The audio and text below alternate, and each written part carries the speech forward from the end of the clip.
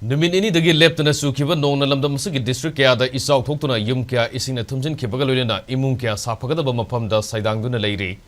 Ngasi numit jungba fawba matamda singmerungda leiba interstate bus terminus mamangi lambi ising isawgi saitheng phangkhidre amadi chawna leiramba ising isawgi pibam phangkhidaba adu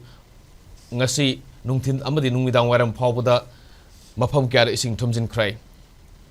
Adumainamak numit Yungba matung Imphal turel dagi pathorokpa isingi isumna manangrakpada leiba amadi khulsing isingna thumjinkhre loina ISBT gi lambisu isingna khwang youna thumjinkhre ising isaw sida awaba mayoknariba miyoi amadi yumgi polamsing mafam sana thamnabagi disaster management central force amadi state force loina kana honaki luribadi nong asi lepa leitana makha na suraklabadi kari fibam oirakani haiba tambang amdri haina miyamna phongdona rakhi.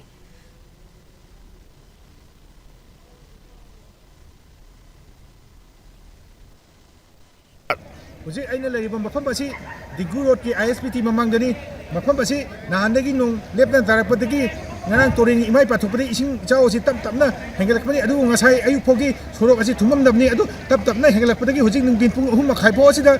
ising asi khwang yokpadagi mafam asi lariba miyam asi Central Security Force State Force amadi disaster management amadi pochai sing hodopai thabak chatari somda lariba sina district transport ni adu nakana lariba sina ISBT ni aduga songi nakanda uriba sina nungtigi mayana pofam phamba paring aduni hoji ising asi imai wangkhalakpa maramna khwang hena yogibidagi mayangi tadu laiba pochai sing adu kanna hondokpagi thabak asi sathari hiram asigi matangda paudamjariba sana jawba dengoma SKTV news.